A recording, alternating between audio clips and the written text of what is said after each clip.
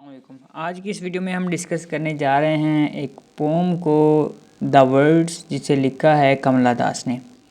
तो कमला दास एक मशहूर राइटर और नॉवलिस्ट हैं। ये एक बायलिंगुअल नॉवलिस्ट हैं, राइटर हैं। इन्होंने इंग्लिश और मलयालम दोनों ज़ुबानों में लिखा। मलयालम उनकी मदर टंग थी। उनको ज़्यादातर क्रिटिसाइज़ किया जाता है कि ये इंग्लिश में क्यों लिखती हैं। उनको इंग्लिश बहुत ज़्यादा पसंद थी। ये केरला के एक इलाके थ्रीसर में पैदा हुई। उनका तल्लक एक प्रिविलेज से था। उनकी वालदा का नाम जो है वो नीलूपत बालमानी अम्मा था और ये भी एक पोइटेस थी। उन्होंने तकरीबन अपनी पोइट्री के 20 कलेक्शन को पब्लिश किया। उनके वालिद का नाम वी.एम. नेयर था, जो कि एक ऑटोमोबाइल कंपनी में सीनियर एग्जेक्टिव थे। वो एक जर्नल के एडिटर भी थे। कमला ने अपनी पोइट्री की तीन बिग कलेक्शन को लिखा, जिनके नाम summer in Kolkata, the descendants, the old play house and other poems. उसके अलावा उन्होंने बहुत सी शॉर्ट स्टोरीज़ और ऐसे भी लिखे। उन्होंने 2 नावल भी लिखे। इनके एसेज को ज़्यादातर कम्युनिस्ट समझा जाता है। लेकिन एक ऑटोबायोग्राफिकल वर्क जिसका नाम माई स्टोरी है, जिसे 1967 में पब्लिश किया गया था, ये उनका सबसे ज़्यादा वेल नाउन वर्क है। तो 1984 में इंग्लिश राइटिंग की वजह से केरला साहित्य अकेडमी का अवार्ड से नवाजा गया और इसी साल इनको लिटरेचर में नोबेल प्राइज़ से भी नवाजा गया। उनके बहुत से वर्क हैं। अगर कुछ इंपॉर्टेंट वर्क्स की बात की जाए तो the siren, summer in Kolkata, the descendant, the old play house and other poems, my story, doll for child prostitute वगैरह शामिल हैं। अगर हम इस पोम की बात करें, ये पोम के इंट्रोडक्शन को देखें, इसके पोम के अबाउट के बारे में बात करें, तो ये पोम दरअसल एक शॉर्ट पोम है जिसको कमला दास ने लिखा, जिसमें वो वर्ड्स की पावर को डिस्क्राइब करती है। वो ये बताती है कि किस तरह वो वर्ड्स इनमें ग्रो करते हैं। ये पोम भी उनकी दूसरी पोम जिसका नाम इंट्रोडक्शन है उसकी तरह कन्फेशनल है, यानी कि इसमें ऑथर ने हमें अपने पर्सनल एक्सपीरियंस के बारे में बताया और उन पर्सनल एक्सपीरियंस को बयान किया है। वो कहते हैं कि इनके इर्द गिर्द वर्ड्स हैं। यहाँ पर वर्ड्स से मुराद हम पोइट्री ले सकते हैं, क्योंकि वर्ड्स जो हैं वो किस तरह मूव ऑन करते हैं, किस तरह अपनी आइडेंटिटी बताते हैं। और क्योंकि कमला अपनी पोइट्री के लिए बहुत फेमस थी और फिर वो अपनी पोइट्री को जो है वो लीव से कंपेयर करती है। वो लीव्स जो हमेशा ग्रो करते हैं, जिनकी ग्रोथ कभी नहीं रुकती। फिर पोइट्स की सोच के में बदलाव आता है। वो कहते हैं कि कभी कभी ऐसा लगता है कि वो पोइट्री दरअसल अनोइंग है, यानी वो अपने ही लफ्ज़ों से तंग आ जाती है। फिर वो अपनी पोइट्री को चास से कंपेयर करती है। उनके मुताबिक उनके वर्ड्स को हम जो है वो डीप होल्स कह सकते हैं। वो होल जिनमें किसी की रनिंग फूड भी पॉज हो सकते हैं। और फिर वो बताते हैं कि वर्ड्स को वो लिखती है वो इसके लिए प्रॉब्लमेटिक हो सकते हैं, क्योंकि औरत को इजाज़त नहीं होती कि वो कन्फेशन कर सके। सोसाइटी कभी भी अलाउ नहीं करती, क्योंकि वो मार्जिनलाइज सोसाइटी से बिलोंग करती और जहाँ पे जो औरत है वो अपने राइट के लिए भी नहीं लिख सकती थी और कुछ कन्फेशन भी नहीं दे सकती थी। तो वो ये कहती है कि ये उसके जो वर्ड्स हैं वो उसी के लिए प्रॉब्लमेटिक हो सकते हैं।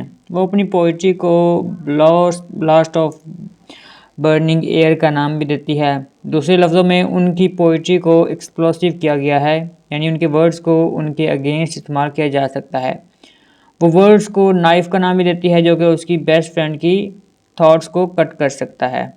फिर पोम के आखिर में वो बताती है कि वो हमेशा वर्ड्स से घिरी रहती है। वो वर्ड्स कभी भी ग्रो नहीं करना रुकते। उसके साथ ये पोम भी ख़त्म हो जाती है। तो ये था उसका अबाउट। ये पोम किस बारे में, अगर समरी की बात की जाए तो ये पोम दरअसल कमला की एक कन्फेशनल पोम है, जिसमें वो अपने एक्सपीरियंस को बयान कर रही है। इस पोम में आतर हमें वर्ड्स की पावर यानी पोइट्री की पावर को एक्सप्लेन किया गया है। वो पोइट्री को मुख्तलिफ चीज़ों से कंपेयर करती है। वो बताती है कि वो हमेशा ही वर्ड से घिरी हुई होती है, यानी कि वो हमेशा से पोइट्री लिखती रहती है और लफ्ज़ जो हैं वो इसके इर्द गिर्द घूमते रहते हैं। दूसरे लफ्ज़ों में हम ये कह सकते हैं कि राइटर को हमेशा ही दुखों का सामना होता है, क्योंकि कोई भी इंसान तब तक शायर नहीं बन सकता जब तक इसको कोई गम ने घेरा ना हो। All round me are words and words and words. यहाँ पर राइटर अपनी बात पर जोर देने के लिए जो है बार बार एनाफोरा का इस्तेमाल कर रही है। फिर वो बताती है कि वर्ड्स ऐसे ग्रो करते हैं जैसे कि लीव्स, उनका कहना है कि वो एक ट्री है और पोइट्री पत्ते हैं जो कि ग्रो होते रहते हैं। उनके अंदर कोई जो है वो हिडन इंस्टिंक्ट है जो इनकी ग्रोथ को रुकने नहीं देता। फिर वो ये बताती है कि वो पोइट्री को पसंद नहीं करती क्योंकि उन्हें लगता है कि उनकी पोइट्री कभी जो है वो अनोइंग हो जाती है। और वो इस आर्गूमेंट को बयान करने के लिए मुख्तलिफ चीज़ों से अपनी पोइट्री को कंपेयर भी करती है। सबसे पहले वो अपनी पोइट्री को चार्म्स से कंपेयर करती है। A deep fissure in the earth surface. इनके मुताबिक इनके अल्फाज, इनके वर्ड्स को डीप होल कहा जा सकता है जहाँ पर रनिंग फीट जो है वो मस्ट पॉज करते हैं। यहाँ पे रनिंग फीट से मुराद वो क्या ले रही है, इमेजिनेशन है या फिर वो कन्फेशन है जो उनकी पोइट्री में भरी हुई है। उसके बाद वो अपने वर्ड्स को जो है वो सी विद पैरालाइजिंग वेव से कंपेयर करती है। इससे मुराद सोसाइटी है जो औरत को लिखने की इजाज़त नहीं देती। उनके मुताबिक औरत इमेजिन नहीं कर सकती, कन्फेस नहीं कर सकती। यहाँ पर राइटर के मुताबिक वो वर्ड्स उनके लिए दूसरे लफ्ज़ों में औरतों के लिए अपने जो है वो दराज़ों को जो अपने प्रॉब्लम्स को ऐसे लिखने उनके प्रॉब्लम को लिखना, कन्फेशन के लिखना उनके लिए क्या हो सकता है, प्रॉब्लमेटिक हो सकता है और वो उसके लिए तकलीफ़देह, नुकसानदेह साबित हो सकता है। क्योंकि माशरा हमेशा मर्दों को जो है वो मर्दों के गुनाहों पर पर्दा डालता है और औरत के गुनाहों को उछालता है और सोसाइटी जो है वो औरत को ये सब चीज़ें अलाउ नहीं करती। इसके अलावा उन्होंने वर्ड्स को लस्ट ऑफ बर्निंग एयर भी कहा है, जिसका मतलब ये है कि वो पोइट्री जिसके थ्रू वो अपनी फीलिंग्स को एक्सप्रेस करती है वो उसके लिए एक्सप्लोसिव भी हो सकती हैं। उसके बाद उन्होंने पोइट्री को नाइफ़ का नाम दिया है, a knife which can cut your best friends thought. Generally अगर हम देखें तो राइटर यहाँ पर एडवाइस दे रही है कि वर्ड्स इतने पावरफुल हो सकते हैं कि वो किसी फ्रेंड या मेल की ईगो को हर्ट कर सकते हैं जो वुमन को पोइट के तौर पर एक्सेप्ट नहीं करते। पोम के आखिरी पार्ट में वो एक बार फिर वर्ड्स को जो है वो क्या करती है, नेजेंस करार देती है। इसके मुताबिक उनकी पोइट्री कभी कभी उनको अनॉय करती है, वो ग्रो हो रहे हैं और रुकते नहीं हैं, यानी उसके गम कभी भी कम नहीं होती, वो हमेशा गमगीन रहती है। यहाँ पर पोइट्स की जो पर्सनल ज़िंदगी और उसके जो मेंटल स्टेट का हम अंदाज़ा लगा सकते हैं। हम ये अंदाज़ा लगा सकते हैं कि एक सोसाइटी जिसमें मेल को डोमिनेशन दी है, मेल वहाँ पे डोमिनेंट हैं, वहाँ पे पैट्रियार्की है, वहाँ पर पोइट्री करने वाली औरत को किन हालात से गुजरना पड़ता है और किस तरह वो रिप्रेस होती है, ऑप्रेस्ड होती है। तो ये थी समरी। अब हम इसका एनालिसिस अगर देखें तो इस पोम में कमला दास दरअसल वर्ड्स की पावर को एक्सप्लेन करती हैं। वो बताती हैं कि वो वर्ड्स कभी भी इसे खौफजदा कर देते हैं कभी कभी। इस पोम में कमला माशरे की हकीकत को बयान करती है कि किस तरह एक सोसाइटी औरत को रिस्ट्रिक्ट कर देती है, उसके पास चॉइस नहीं होती। चूँकि पोइट्री दरअसल एक्सप्रेशन है, सेल्फ एक्सप्रेशन है, तो वुमेन को जो है मर्दों की तरह जो आज़ादी हासिल नहीं है, वो अपने बैड एक्सपीरियंस यानी कि लव अफेयर्स को ज़्यादा तौर पर शेयर नहीं कर सकती। माशरे ने हमेशा मर्द को मोहब्बत की इजाज़त दी है और औरत को मोहब्बत करने का गुनाह समझा है। कमला दरअसल एक फेमिनिस्ट हैं और उनकी पोइट्री दरअसल एक मीडियम था जिनके थ्रू वो मेल जो टायरनी है उसके खिलाफ, मेल पैट्रियार्की है उसके खिलाफ आवाज़ उठाती हैं। उन्हें मर्दों का औरतों को डिस्क्रिमिनेट करना बिल्कुल पसंद नहीं था। उन्होंने इस चीज़ के खिलाफ आवाज़ उठाई। अगर आप औरत हो तो आपको सिर्फ़ और सिर्फ जो है वो कन्वेंशनल रोल्स ही क्यों दिए जाते हैं? औरतों का मर्दों की तरह लिबास पहनना क्यों मयूर समझा जाता है? क्या वो सिर्फ औरत है इस बना पर जो है वो लिख नहीं सकती? वो भी इतनी ही जो है वो इंटेलेक्चुअल है जितना कि एक मर्द है, लेकिन औरतों को जो है वो इतनी अपॉर्चुनिटीज़ नहीं दी जाती सोसाइटी के अंदर। तो इस चीज़ के ख़िलाफ़ जो है वो कमला दास ने लिखा है। कमला के मुताबिक हम जितनी लैंग्वेज सिर्फ पढ़ और लिख सकते हैं, मगर हम ख्वाब जो हैं वो सिर्फ एक ही ज़ुबान में देख सकते हैं। हम लिख और पढ़ तो हर ज़ुबान में सकते हैं, लेकिन ख्वाब जो हैं वो सिर्फ एक ज़ुबान में देखते हैं, यानी कि हम सब बराबर हैं। वो इस पोम में अपने हस्बैंड को ब्लेम कर रही है कि उन्होंने अपने अनप्लीजेंट लस्ट की वजह से उसकी ज़िंदगी बर्बाद कर दी। कमला जब बहुत छोटी थी तब उसकी शादी एक ढेर उम्र मर्द के साथ हो गई थी।